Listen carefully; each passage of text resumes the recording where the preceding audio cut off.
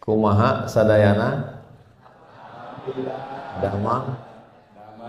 Apa kabar adik-adik calon-calon dokter spesialis semua sehat? Di Mesir itu masyarakatnya terbagi dua. Ada yang religius, yang agamis, yang dekat ke agama. Itu biasanya orang Al-Azhar, dipanggil dengan Azhari. Jadi kalau ada orang yang agamis dipanggil Azhari. Kelompok kedua yang lebih pada nasionalis, dia agak kurang ke agama. Itu disebut dengan Afandi. Di sini ketemu keduanya, Azhar Afandi.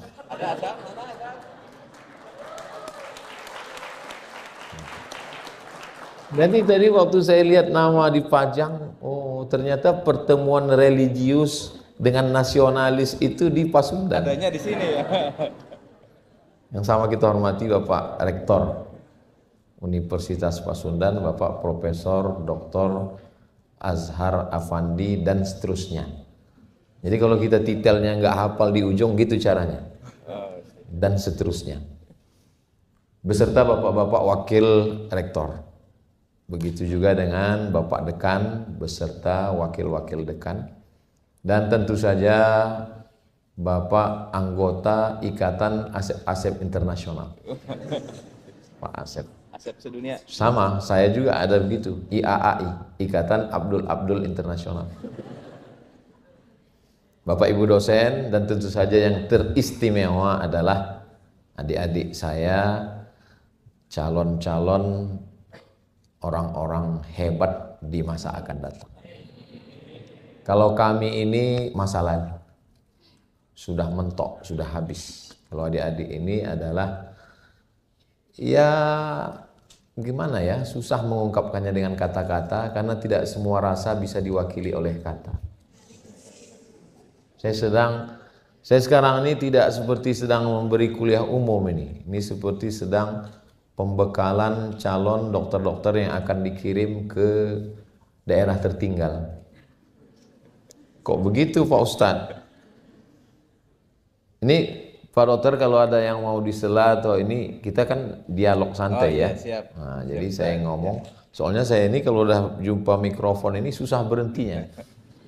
Ini saya ngomong terus. Saya alhamdulillah selama perjalanan dakwah ini memang sering itu kolaborasinya memang dengan dokter. Misalnya kami tulis aja di YouTube itu UAS pedalaman. Itu nanti akan muncul saya naik perahu masuk ke hutan. Itu kalau saya masuk ke pedalaman memang kolaborasinya dengan dokter-dokter. Karena di dalam nggak bisa tablik akbar. Nggak ada sound system. Ya betul. Nah itu Di kampung ditulis. itu banyak santet, Ustaz. Banyak santet. Ustaz jangan masuk kampung itu, banyak santet. UAS di pedalaman. Di pedalaman. Iya. Jadi yang menemani saya masuk pedalaman itu dokter. Sampai di dalam kami buat acaranya nggak tablik akbar, acaranya periksa kesehatan gratis. Kemudian operasi bibir sumbing, kemudian acara khitan massal. Saya ditawarin juga itu, acara khitan massal pemotongan pertama oleh Ustadz Somad. Waduh. Saya nggak mau. Saya khawatir sakutnya habis kan. Hilang masa depan dia. Kasihan calon istrinya, Ustaz. Jadi kolaborasi sampai hari ini itu setiap Jumat Sabtu pekan kedua ada namanya gerakan Yayasan Tabung Wakaf Umat khitan massal 99 orang setiap bulan. Makanya selalu iklannya, ikutilah program khitan massal bersama Ustadz Somad dan Sunatron. Daftarkan segera anak dan suami Anda. Jadi jangan mempersempit dakwah hanya pada mimbar, ceramah, khutbah, tausiah. Dakwah itu bukan cuma ceramah. Bahkan di beberapa tempat kita nggak bisa ceramah. Saya sendiri sudah mengalami. Justru dengan dokter, maka saya senang sekali ketika disampaikan. Saya ke Jawa Barat ini setahun sekali, dan selama datang itu 4 hari, datang hari Jumat, Sabtu, Ahad, nanti Senin pulang.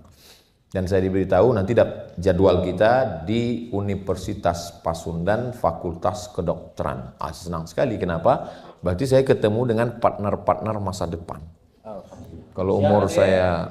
Siap Nyona? 99. 99. Kalau umur saya panjang, badan saya sehat, dari Sabang sampai Papua, program-program yang model begini, insya Allah kita bisa berkolaborasi, insya Allah. Nanti saya dapat kabar dari Pak Dr. Asep, Ustadz Somad, masih ingat dulu waktu kuliah umum di Fakultas Kedokteran Universitas Pasundan? Iya, sekarang dia sudah jadi kepala rumah sakit umum daerah Anu, sekarang dia sudah jadi kepala puskesmas, sekarang dia sudah jadi dakwah, dia mau bawa Ustadz. Nah, jadi kita berkolaborasi. Ini dokter, ini Ustadz. Yang dokter ini ilmunya nyata, jelas. Bukan berarti saya bilang ini nggak jelas. ini nggak kelihatan, nggak nampak, dia nggak nyata. Yang pertama yang ingin saya sampaikan adalah bahwa menjadi dokter juga bisa mengajak orang ke jalan Tuhan. Bahkan kalau saya yang ngomong, Pak Asep, kalau saya ngomong orang belum tentu percaya. Sholat, saya bilang, berapa banyak istri-istri ngadu ke saya, Ustadz tolonglah nasihati suami saya sholat. Saya ceramahin, nggak mempan. Tapi begitu dokter yang ngomong, percaya.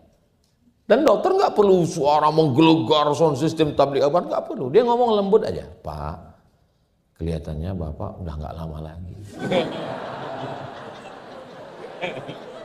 Langsung itu. Kalau nggak percaya, kalian coba nanti. Nah, makanya nanti kalian siap-siap aja kalau saya ajak. Kalau pokoknya kalau datang telepon nanti atau WA, saya bilang bisa kolaborasi, siap. Nah, itu berarti udah ngajak sholat itu. Kalau saya yang ngomong, nanti kamu akan mati, akan menghadap Allah, nggak percaya dia. Tapi kalau kalian yang ngomong, ini kayaknya nggak sampai hari Jumat selesai nih. Nah, jadi banyak hal sebetulnya cara berpikir kita salah karena kita sudah kadung mengkotak-kotakkan ini. Ini adalah urusan sholat, urusan dakwah, urusan puasa, urusan ngaji, urusan akhirat, urusan azab kubur, ini Ustadz Somad saja. Oh, nggak bisa begitu. Ini berat. Kita mesti bersama, Besti. Jadi harus berkolaborasi, bekerja sama. Kalau bahasa Islamnya watawasau bil haq watawasau bis sabr, bersama-sama. Kenapa saya bisa megang mikrofon ini? Iya, karena jari saya bersama-sama. Walaupun mereka berbeda. Ada yang gemuk, ada yang kurus, ada yang kecil, ada yang pendek. Bayangkan kalau jari ini jempol semua. Gimana mau ngupil? Artinya perbedaan kita ini dibuat Allah supaya kita bisa bekerja sama dan sama-sama bekerja.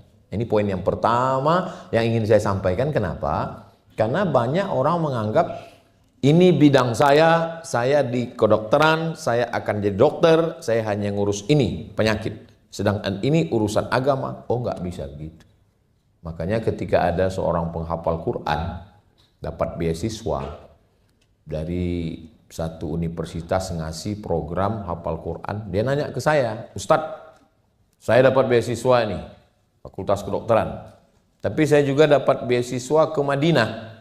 Saya pilih mana ya Pak Ustadz? Saya orangnya nggak suka ngejudge langsung, nggak. Saya bilang gini, kalau kamu ambil Fakultas Agama Islam, sudah banyak, saya bilang. Dan orang menganggap kalau sudah hafal Quran itu hanya guru pesantren, hanya imam tarawih. Tapi kalau kamu hafal Quran, kamu dokter, kamu ngomong, kamu jadi imam, kamu bicara, orang percaya. Dan isi ceramah kamu berkualitas karena kamu pertemuan timur dan barat, sains, teknologi, dan agama. Setelah ngomong itu sampai sekarang nggak pernah ketemu lagi. Entah masuk mana dia, wallahu a'lam. Yang jelas sudah saya sampaikan. Saya ingin membuka cara berpikir kita yang sudah lapang luas ini jangan dipersempit dengan dikotomi kotak-kotak ini. Itu yang pertama. Yang kedua, agama, budaya. Nah, tadi Pak Rektor menyampaikan itu bahwa ini tidak benturan. Dan memang orang Sunda ini memang cocok sekali dia jadi dokter. Kalau dari Sumatera itu kebanyakannya kan pengacara, kan? Oh iya. Debit kolektor. Tapi kalau dari Pasundan ini, dari Sunda memang cocok jadi dokter. Maksudnya lemah lembut gitu Ustaz? Lembut, karena orang sakit itu kan nggak bisa dengar kasar-kasar. Bayangkan kalau kami jadi dokter, apa sakit kau? Matilah kau gitu ya. Mati dia langsung. Tapi kalau orang dari Bandung ini ngomong begitu ketemu, AA, gitu. Itu baru abjad huruf A baru A-nya aja udah. AA, katanya, sehat langsung. Lupa istri di rumah. Jadi Islam itu datang tidak menghilangkan budaya. Enggak ada Islam datang menghilangkan budaya, yang dihilangkannya itu yang bertentangan dengan tauhid, kemusyrikan. Adapun tentang pakaian, ya pakaian menutup aurat, laki-laki ada batasannya, perempuan ada batasannya. Apalagi dokter ini saya tengok putih semua. Dan saya ternyata memang pas sudah nggak salah kostum. Baju putih, sorban putih, tadi peci saya merah, diganti putih. Jadi cuma memang orang kalau sudah baju putih ini, ya cepat kelihatan kalau ada kotorannya. Makanya banyak orang suka pakai baju hitam. Kenapa? Karena nggak kelihatan dakinya. Termasuk saya lebih suka baju hitam, nggak nampak dakinya. Cuman baunya luar biasa. Artinya kalau kita pakai baju putih ini memang mesti hati-hati. Saya ustadz pakai baju putih. Dokter juga pakai baju putih. Kalau dia melanggar sedikit aja, langsung kelihatan, langsung ketahuan. Nah, maka korps sebagai sebuah institusi, karena orang kalau satu saja yang melanggar, yang nakal, orang langsung semuanya. Semua dokter bisa kena. Maka kalau kita jaga ini dengan baik, kita pelihara, satu saja semut yang jahat, satu pohon dibakar orang. Orang nggak tahu oknum. Ini oknum loh, oknum kok banyak kali kan? Oknum kok hampir semuanya. Nah, maka kita jaga. Tapi kalau saya lihat dari wajah-wajahnya, insya Allah ini dokter yang baik-baik, ahli surga semua insya Allah. Ada juga yang transit di neraka. Oh, nggak ada Pak Ustadz. Sesuai dengan doa kita, Rabbana atina fid dunya hasanah wa fil akhirati hasanah wa qina azabannar. Nah, jadi bagaimana kita beragama, bagaimana kita berbudaya, sopan santun tata krama, itu amat sangat baik. Walaupun mungkin bukan orang Sunda, bukan dari Bandung, datang dari Sumatera, dari Kalimantan, dari Sulawesi, dari Papua, wilayah timur Indonesia, Ambon, Maluku, ambil yang lembut-lembut, yang baik-baik dari Sunda ini, ambil. Termasuk cara ngomong. Saya pun biasanya ngomong kan, coba tengok di rekaman saya itu. Menggelegar, tapi pas sampai ke sini, saya pun heran, bisa saya lemah lembut begini. Nah, jadi ada yang baik-baik itu. Lama saya berpikir, kenapa orang Sunda ini ngomongnya lembut? Setelah saya analisa, oh mungkin karena makanannya daun muda. Lalap maksudnya, daun-daun itu kan.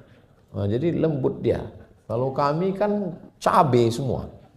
Dari mulai Aceh, Sumatera Utara, Minangkabau, Palembang, Riau, turun ke bawah, itu cabai pedas semua. Jadi pengaruh makanan ini juga. Pulang ini saya makan daun-daun lalap semua insya Allah. Supaya lembut ceramah saya ini. Supaya masuk ke hati. Tapi sesuai konteks juga. Kalau tentang masalah Palestina, mesti keras, nggak bisa. Kita bantai Israel atau nggak bisa. Jadi ada. Tapi kalau untuk berdakwah ngajak orang itu memang harus kata-kata yang lembut. Coba lihat pesan Allah kepada Nabi Musa waktu mau menghadapi Fir'aun. Nabi Musa kan berdua dengan Nabi Harun. Wa qula lahu qawlan layyina. Ucapkanlah kepada Fir'aun itu kata-kata yang lembut. Ngomong ke Fir'aun aja kata yang lembut kok. Masa ke pasien kasar? Jadi lembut dia. Ini kadang orang kalau pasiennya orang kaya lembut. Suara nyaris tak terdengar. Tapi kalau pasiennya dari kamu, masuk. Nah, jadi banyak kata-kata keyword yang saya dengar dari Pak Rektor, dari Pak Dekan tadi tentang pengabdian, tentang integritas, tentang budaya, tentang sopan santun. Saya di Mesir 4 tahun. Habis itu S2 di Maroko 2 tahun. Habis itu di Sudan dari 2017, saya daftar 2019 baru sidang 2 tahun. Jadi pengalaman saya di Arab, itu memang ngomong itu keras. Pertama kali saya sampai di Mesir, kaget saya terkejut. Harus kira kasar kan. Terus datang senior kakak kelas. Tenang man, itu dia baru berbisik.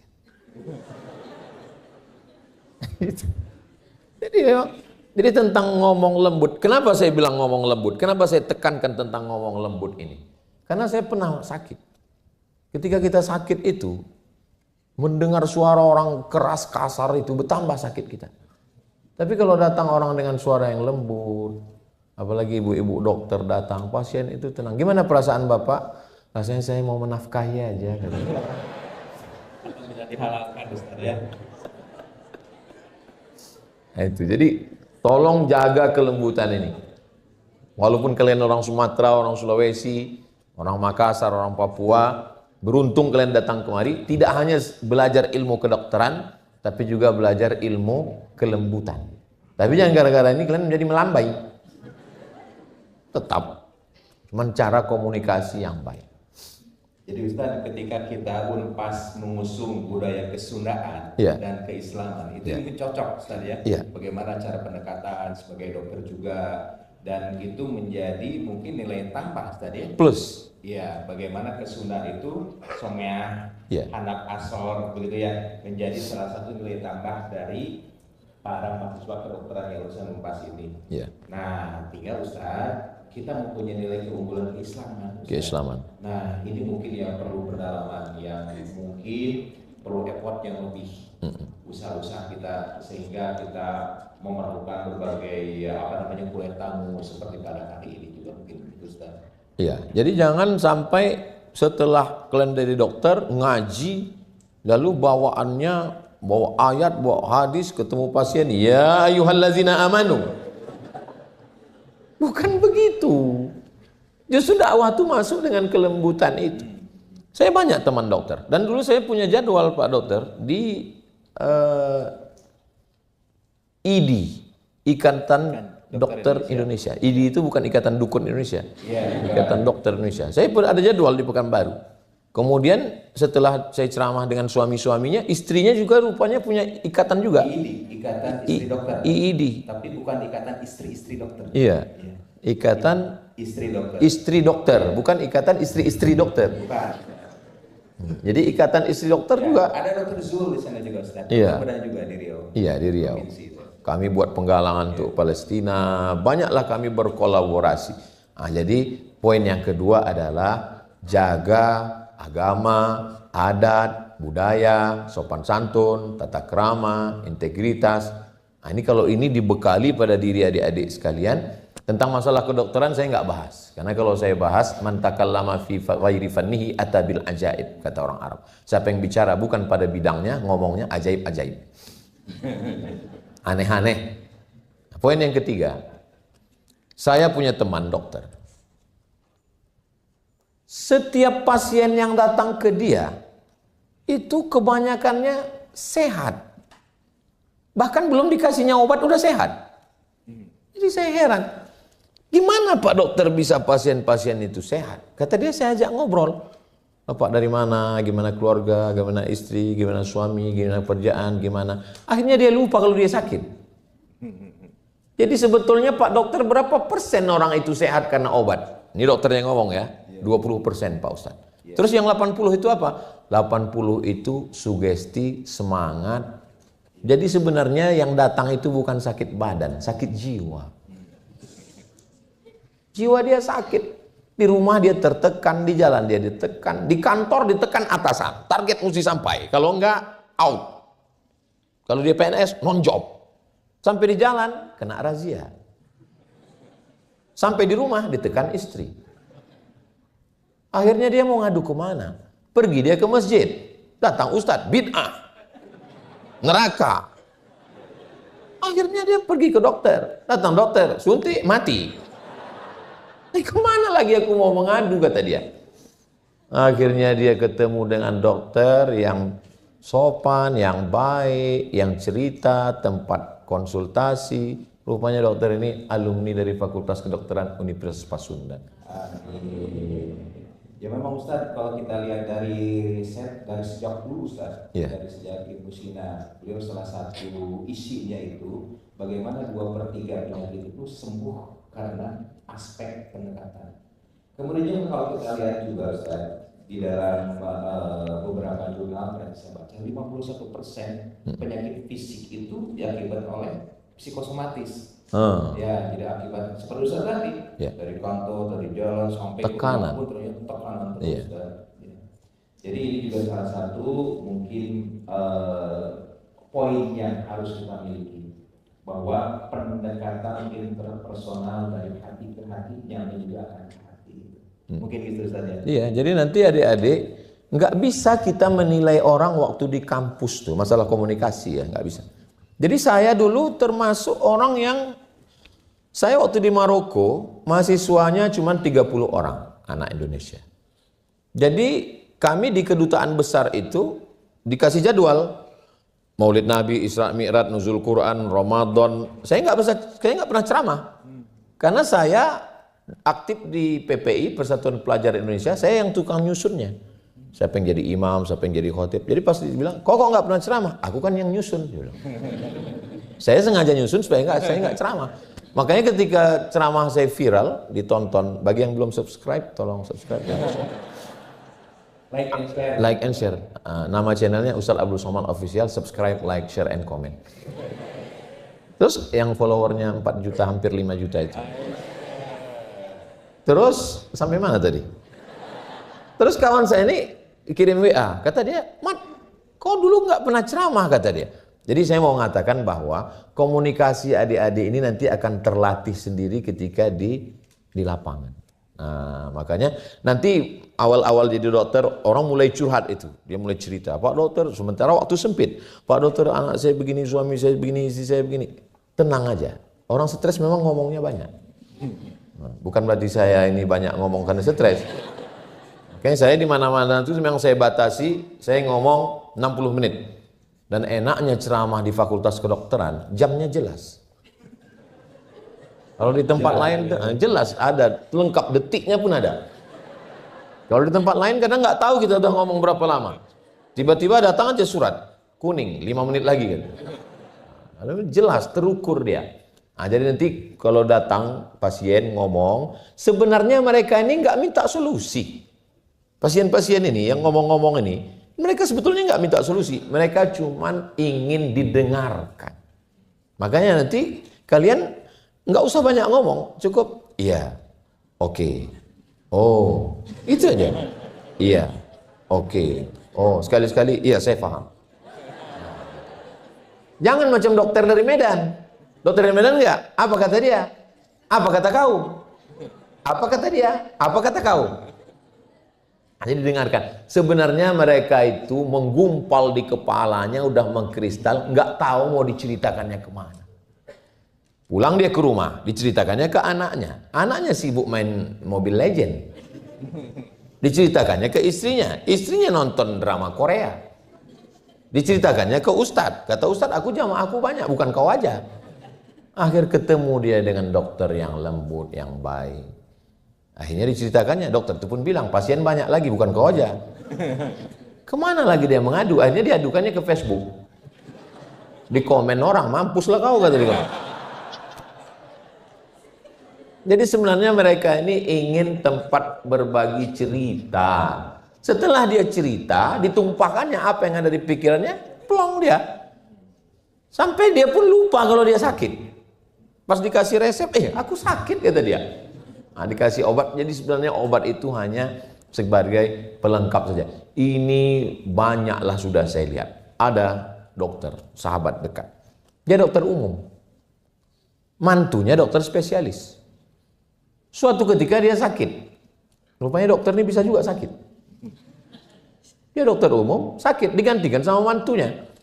Kalau dia yang lagi ngobat, dia buka praktek di rumah. Itu dari ruang tamu sampai di garasi mobil, sampai antrian panjang. Pas dia sakit, digantikan sama mantunya. Beberapa orang aja yang datang. Padahal secara keilmuan, lebih hebat spesialis kan? Tapi jangan gara-gara ini kalian nggak mau spesialis.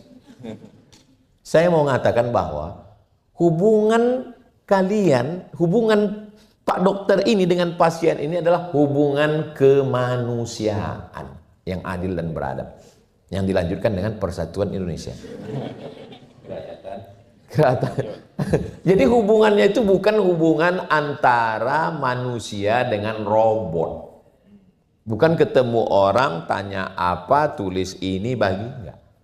Hubungan manusia dengan manusia yang punya hati, punya pikiran, punya cita, punya rasa, punya perasaan. Nah, tapi ini nggak bisa kalau nggak dilatih. Kalau dilatih, selalu bersama, selalu memperhatikan orang. Saya perhatikan Pak Asep, Pak Dokter. Dokter ini dia nggak abu-abu. Kalau putih-putih, kalau hitam-hitam. Dokter itu kalau dia orangnya religius, sangat taat beragama dan sangat lurus. Dan kalau dia nakal, dia nggak tanggung-tanggung, langsung jadi Firaun. Iya, dokter ini eksak dia. Dia nggak setengah-setengah. Itu di Mesir ada namanya Naqabatul Atibba. Naqabah artinya organisasi, Atibba ikatan dokter-dokter. Yang paling militan membantu Hamas Palestina, Naqabatul Atibba. Jadi kami waktu itu dipesan, mahasiswa Indonesia jangan hadiri kalau ada pertemuan-pertemuan tentang Hamas, karena banyak intelijen, nanti kalian bisa ditangkap, dideportasi. Saya memang orangnya begitu. Mana yang paling dilarang, itu saya lakukan. Malah bikin penasaran. Iya, saya penasaran kok dilarang. Akhirnya saya diam-diam masuk saya ke acara itu. Ke acara. Penyelenggara Naqabatul Atibba, ikatan dokter-dokter. Langsung telekonferensi, telepon dengan panglima perang Hamas, namanya Khalid Mash'al.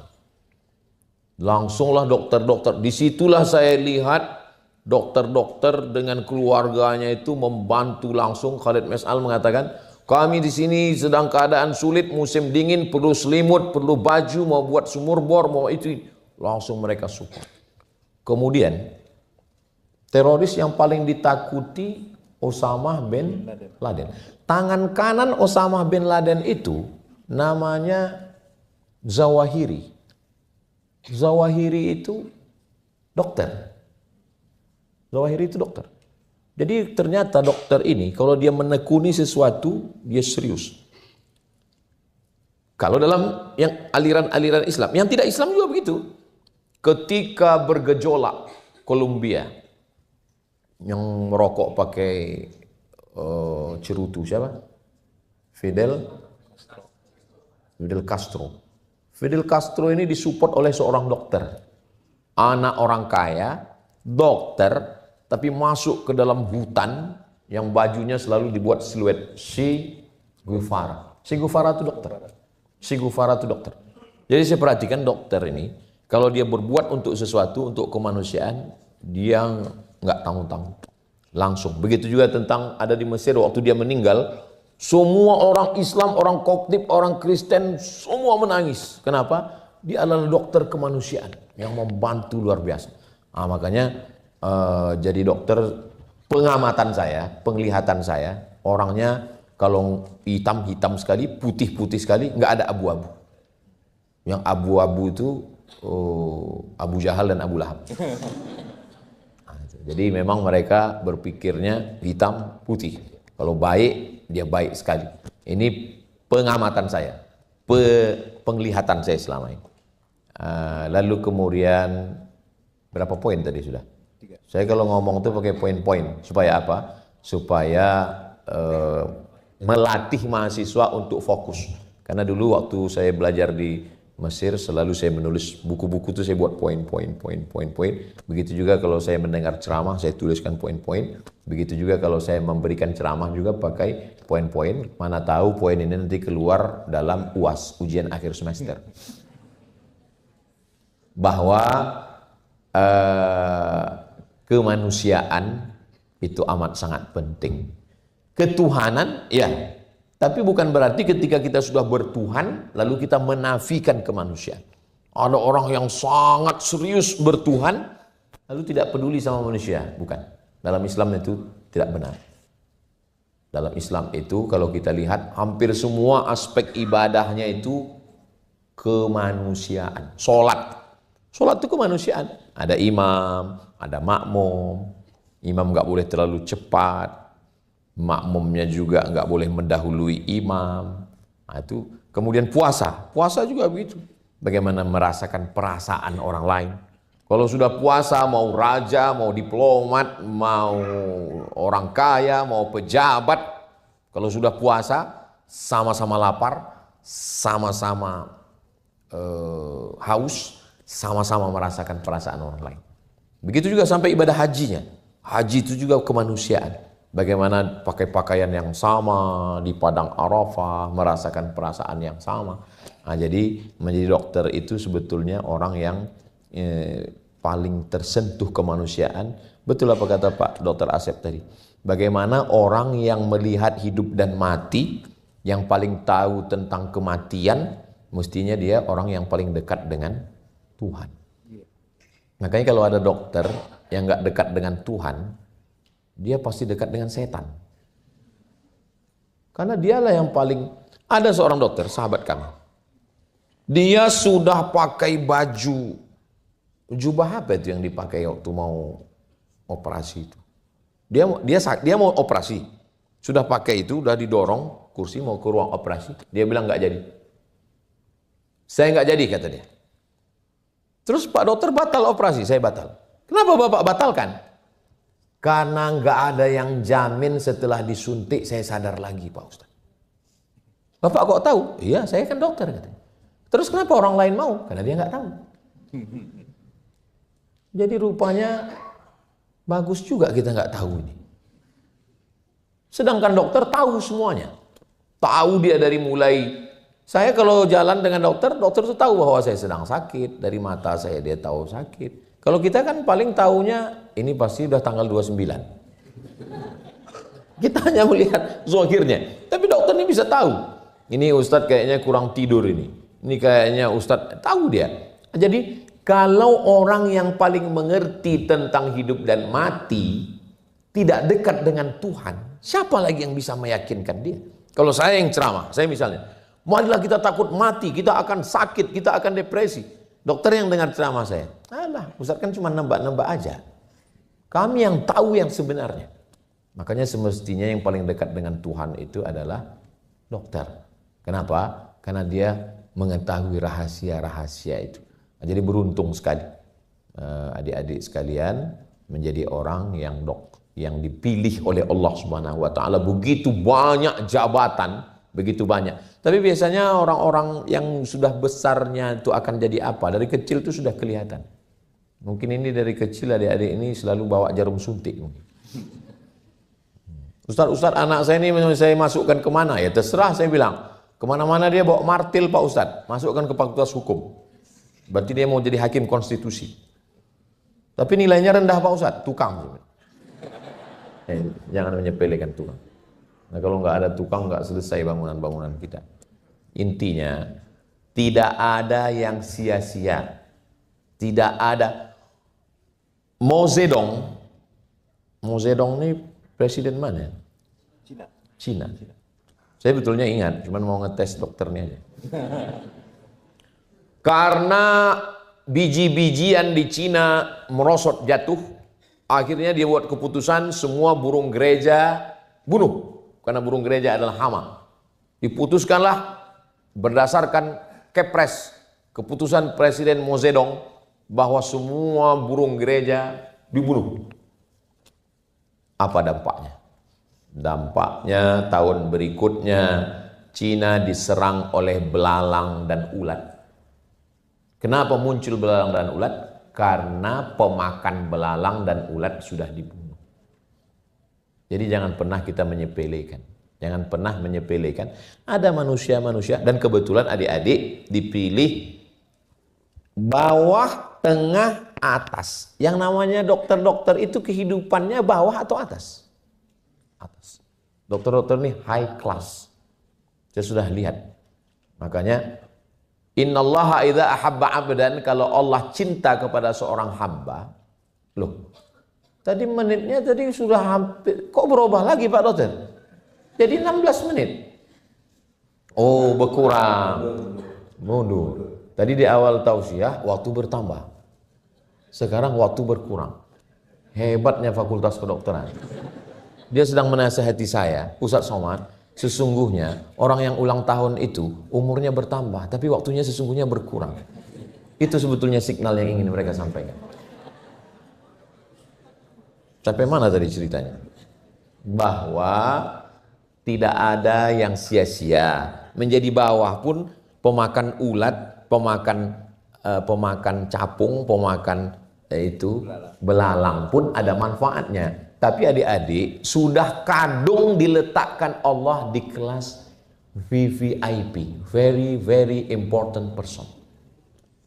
Tapi jangan sampai kalian jadi bangsawan, bangsa yang hidup di awan, sampai lupa kalian melihat ke bawah. Nah, itu makanya sekali-sekali nanti ikut Ustadz Somad ke pedalaman untuk merasakan bagaimana jadi orang susah. Melihat saya Jumat, Sabtu, Ahad, Senin dimuliakan. Turun dari airport disambut, masuk mobil disetirin, di kantor di mana-mana dikawal. Pengawalnya 3 lapis, TNI, polisi, Satpol PP. Kalau di Jawa lengkap dengan bansernya, pemuda Pancasilanya, lengkap dengan Muhammadiyah, Kokam. Tapi saya kalau begini terus nanti saya lupa. Saya merasa di atas terus. Maka 3 hari saya di rumah. Hari Selasa, hari Rabu, hari Kamis. Selasa saya sebagai guru di sekolah. Saya ngajar anak SMP, SMA. Hari Rabu saya di rumah menerima tamu, berbagai macam tamu. Hari Kamis saya sebagai kepala rumah tangga. Saya sebagai seorang ayah menggendong anak, mengganti pampers sekali-sekali. Bawa istri ke pasar, merasakan bagaimana penderitaan laki-laki menunggu istri belanja. Merasakan bagaimana menemani. Itu semua harus kita rasakan. Karena kalau kalian terus di atas, rumah sakit sana, rumah sakit sini, sana, sini, gak pernah turun ke bawah, gak bisa merasakan perasaan orang lain. La yu'minu ahadukum, kamu belum beriman, hatta yuhibba li akhi, sampai kau bisa merasakan perasaan orang lain. Poin yang kelima. Sampai poin keberapa ini Pak Ustadz? Sampai 60 menit, sesuai tertulis di botol 600 ml. Wisuda anak TK, penyerahan pemakaian kalungnya itu oleh Ustadz Somad. Saya lah memakaikan kalung anak TK. Waktu memakaikan kalung tuh, saya bisik ke telinganya. Mau jadi apa? Waktu memasangkan kalung. 90% anak TK yang saya tanya itu jawab, mau jadi dokter. Yang mau jadi ustadz, 1. 30 anak TK, semua, hampir semua, 90% pas saya tanya, mau jadi apa? Mau jadi dokter. Lama saya menung pas di jalan. Kok anak ini mau jadi dokter ya? Setelah saya pikir, baru saya dapat jawabannya. Kenapa mereka mau jadi dokter? Dokter itu martelnya kecil aja. Sebesar ini. Beda sama tukang martil besar. Palu godam, gagangnya rotan, tangan lecet. Gaji sehari 200.000. Itu udah tinggi udah. Dokter, martilnya kecil aja. Pukul lutut kiri 10 juta. Lutut kanan 10. Ongkos pasang 20. Kecil aja. Tok, tok, tok. Jaga malam, senternya batunya 10. Dari jam 6 sore sampai jam 6 subuh. Coba tanya standar berapa gaji jaga malam. Dokter, baterainya 1. Senternya kecil. Buka mulut, 5 juta. Itu baru buka, belum tutup. Makanya banyak pasien itu menganga terus. Takut dia tutup. Takut dia buka 5, tutup 10. Buka tutup 15. Artinya apa? Patutlah anak-anak ini semua jadi dokter. Kenapa? Dokter itu Rabbana atina fid dunya hasanah. Tukang pijat, coba perhatikan tukang pijat. Mijat kaki, ujung kaki, lutut, sampai semua pijat. Mohon maaf, bukan merendahkan. Berapalah dia dapat? Dokter, cuma pegang-pegang sedikit aja. 15. Jadi, karena kalian dari mulai semester 1 tahun, 1 tahun, 2 sampai atas itu sudah di situ, tidak merasa itu sebagai nikmat. Merasa itu sebagai sesuatu yang biasa. Tapi bagi kami yang di luar fakultas kedokteran ini, melihat kalian di rumah sakit, melihat tampilan, melihat pakaian, maka itu suatu nikmat yang luar biasa. Ini cara pandang saya sebagai orang yang di luar kotak. Out of the box. Kalian sedang di dalam ini kami yang sedang dari luar ini melihat. Maka kalian dokter-dokter, kalian adalah orang-orang yang dipilih oleh Tuhan. Jadi kalau ada orang mengatakan, fakultas kedokteran itu berat, bilang memang berat. Karena ini berat, biar aku aja. Berat. Al-jaza ala qadril amal. Balasan itu sesuai dengan kadar beratnya. Karena berat tugasnya itulah, taruhannya nyawa. Salah sedikit nyawa. Nyawa orang melayang, malpraktek dan seterusnya. Nauzubillah. Mudah-mudahan Allah menyelamatkan adik-adik semua. Makanya zakat yang paling besar itu dari dokter-dokter itu. Berapa zakat dia? Jadi kalau zakat itu 2,5%. 2,5% dari pendapatan. Kalau pendapatannya 100 juta, zakatnya 2,5%. Berapakah zakat yang dikeluarkan? Memang kalau udah cerita zakat ini banyak yang pura-pura bodoh memang. 100 juta 2,5 juta. 1 miliar 25 juta. Ini adik-adik ini rata-rata zakatnya 100 juta aja. Dari bunyi aminnya macam kurang yakin. 100 juta berarti pendapatan dia 4 miliar. 25 juta, 25 juta, 25 juta, 25 juta, 100 juta. Datang dokter. Ustaz Somad, iya. Saya mengeluarkan zakat 5% Pak Ustaz. Oh Pak dokter salah hitung tuh saya bilang. Pak dokter belajar di mana zakat itu 2,5% saya bilang. Gini Pak Ustaz. Petani yang paginya dia pergi ke sawah bawa sapi, masih bisa dibedakan ini orangnya, ini sapinya. Pas pulang sore, sama bentuknya. Berapa zakatnya Pak Ustaz? Saya bilang kalau dia irigasi, tada hujan beda. Kalau nunggu tada hujan 10%.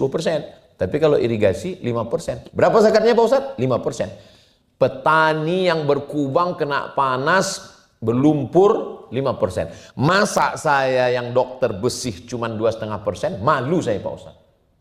Lama saya terdiam. Ada ya orang otaknya kayak gini. Nggak mau dia bayar 2,5%. Dokter itu. Dia bayar 5%. Ternyata makhluk-makhluk unik ini masih hidup. Masih ada. Yang perlu dibudidayakan. Di sebagian tempat mereka ini udah punah. Nasib mereka udah sama seperti Jurassic Park. Dinosaurus. Saya yakin adik-adik inilah yang akan mengeluarkan zakat 5% itu nanti. Kalau Pak Dokter mengeluarkan zakat 5%, yang sah sebagai zakat hanya 2,5% Pak Dokter. Yang 2,5 lagi apa Pak Ustaz? Yang 2,5 lagi terhitung sebagai infak. Saya di panel berdua. Di panel berdua Ikatan Bulan Sabit Indonesia, dokter. Ternyata dia setiap sekali operasi 3 kali, yang 1 itu dia serahkan untuk lembaga kemanusiaan. Dia itulah yang bertanya ke saya, Ustadz Somad, Ustadz makan dari mana? Dari mulut. Kalau kulit makan dari mana? Dari lubang pori Pak Ustadz.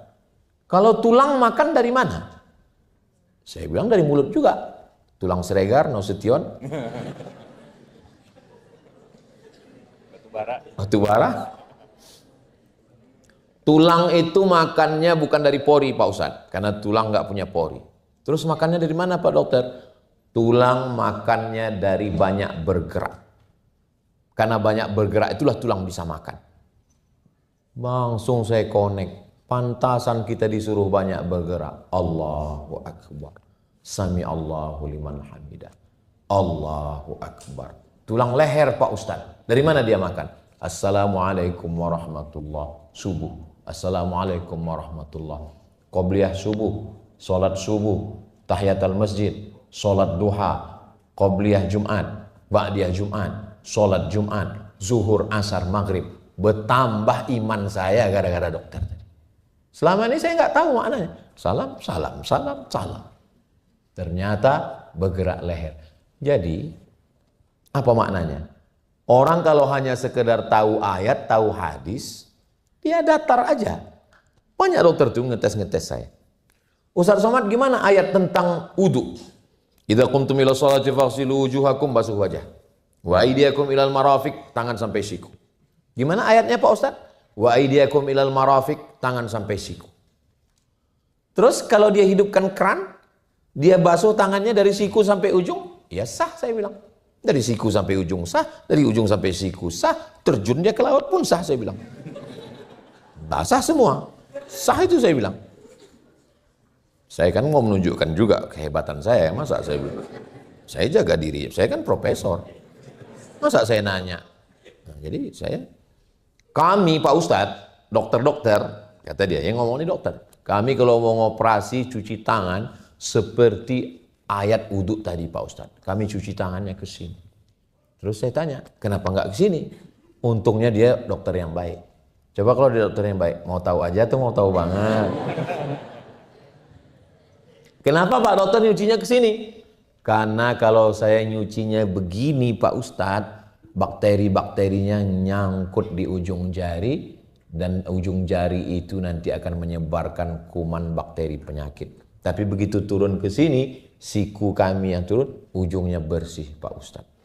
Saya Ustadz, tapi keyakinan saya tentang agama bertambah karena bicara dengan dokter. Tapi saya nggak ngomong gitu di depan dia.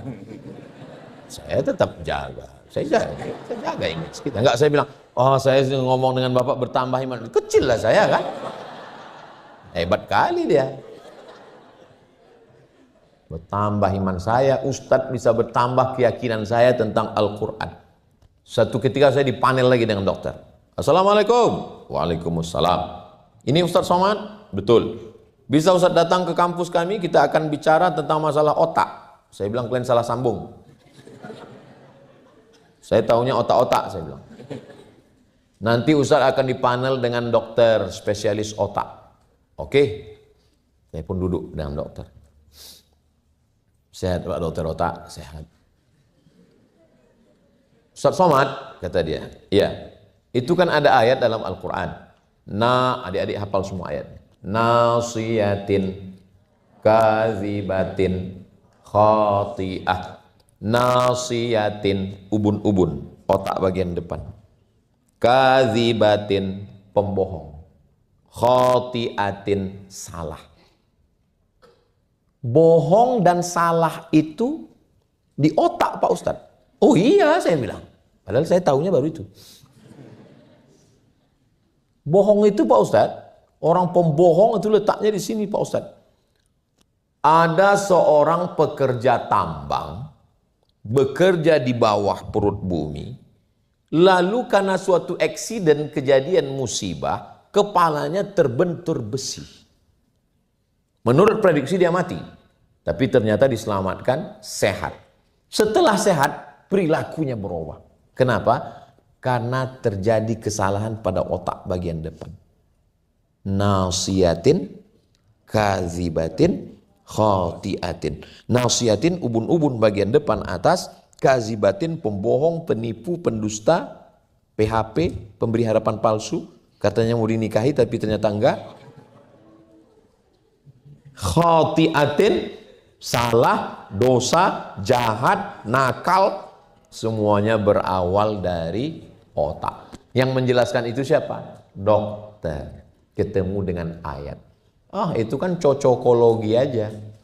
Nggak ada yang cocokologi. Adik-adik dari fakultas kedokteran menyehatkan orang, setelah sehat dia jadi baik.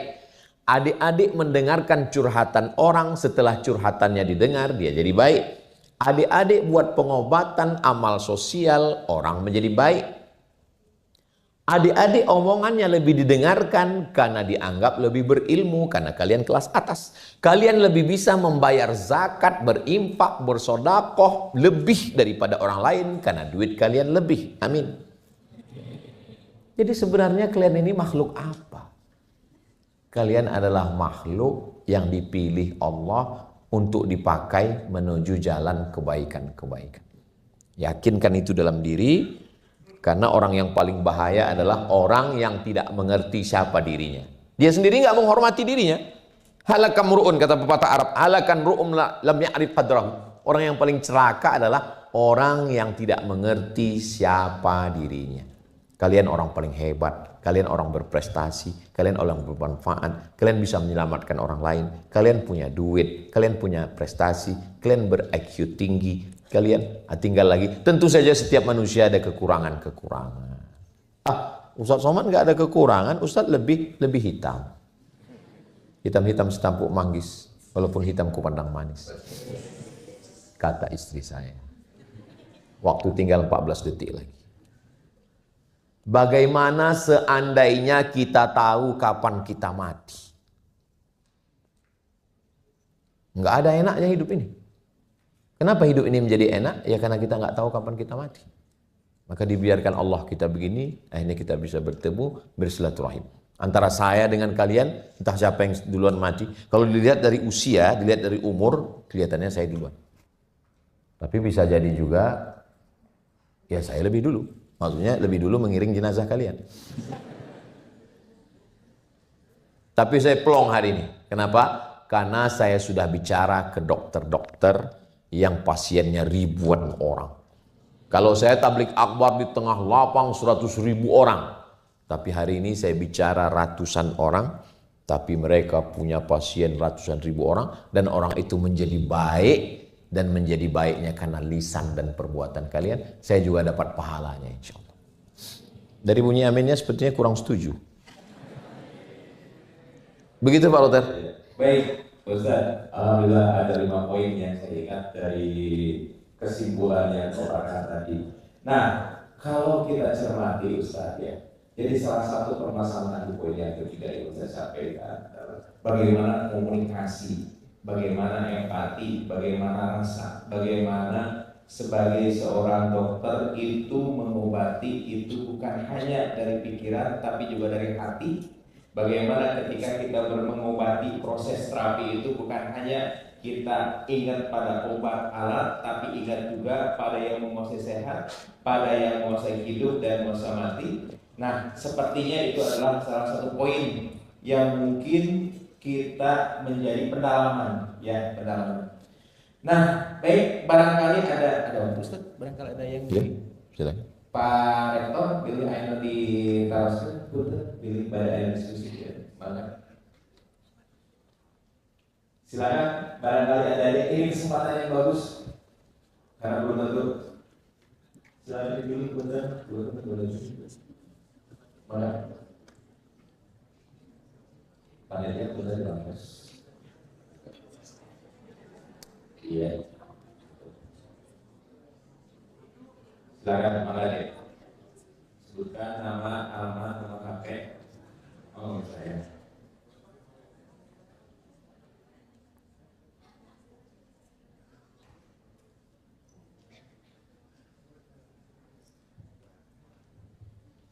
Bismillahirrahmanirrahim. Assalamualaikum warahmatullahi wabarakatuh. Waalaikumsalam warahmatullahi wabarakatuh. Selamat siang Ustaz, perkenalkan nama saya Dr. Muhammad Tumari, mahasiswa mungkin ada dua pertanyaan yang ingin saya tanyakan kepada Ustaz Abdul Somad. Yang pertama, apa indikator nyata bahwa seseorang itu telah memiliki karakter Islami? Apakah itu diukur dari kompetensi, niat, atau dampak sosial pada pelayanannya?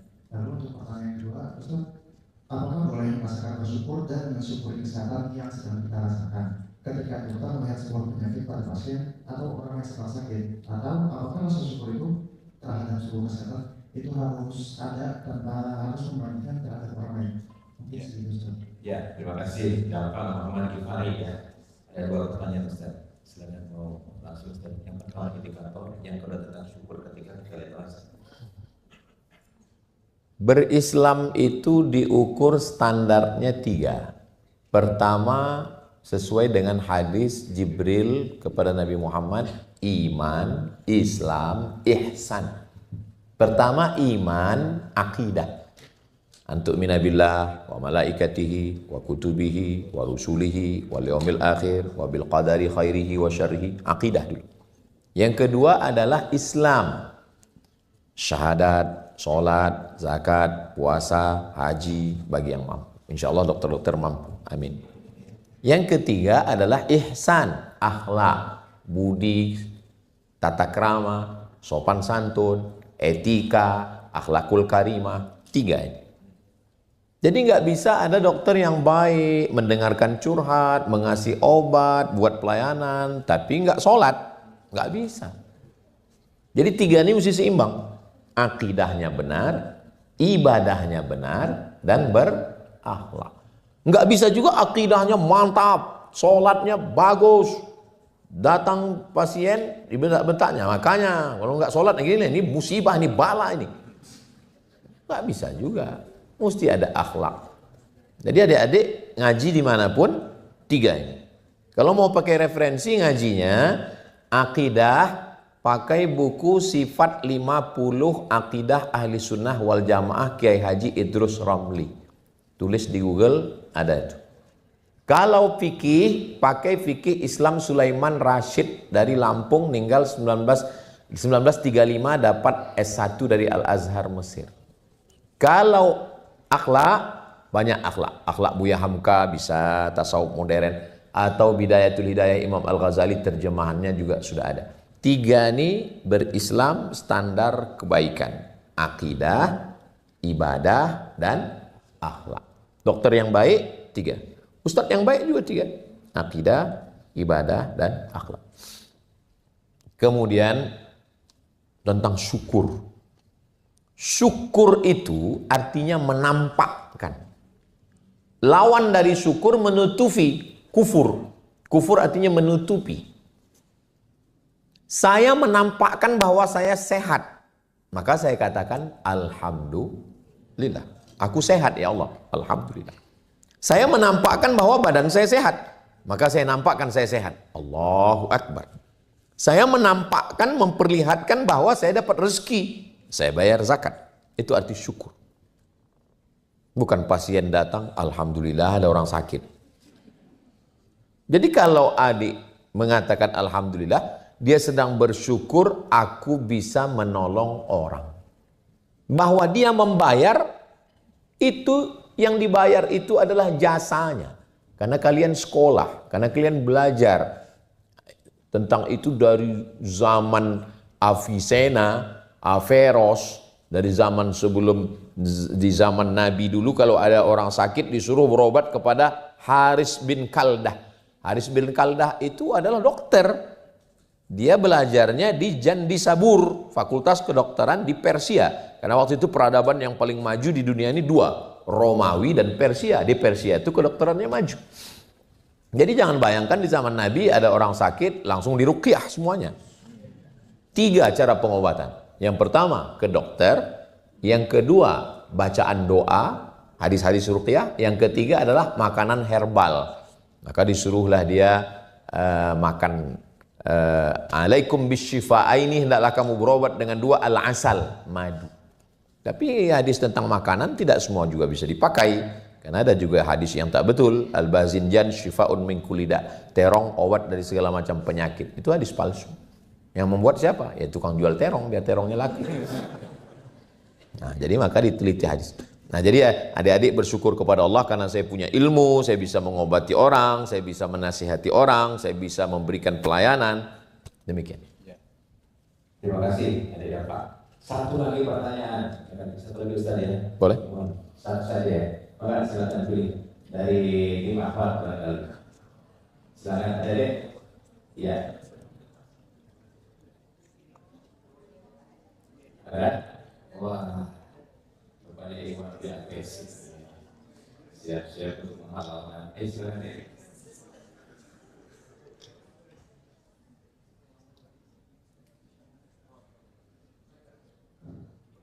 Baik, bismillah, assalamualaikum warahmatullahi wabarakatuh. Waalaikumsalam. Perkenalkan Ustaz, Mas Faisal Muhammad Sanjani. Di sini saya izin bertanya Ustaz sebagai seorang dokter. Di sini kan kami mengamalkan ilmu untuk tujuan kemanusiaan, khususnya dalam upaya menyelamatkan nyawa. Namun di lapangan seringkali kita dihadapkan pada situasi darurat yang mengharuskan kita terus melakukan tindakan medis sehingga berpotensi melewatkan waktu sholat Ustaz.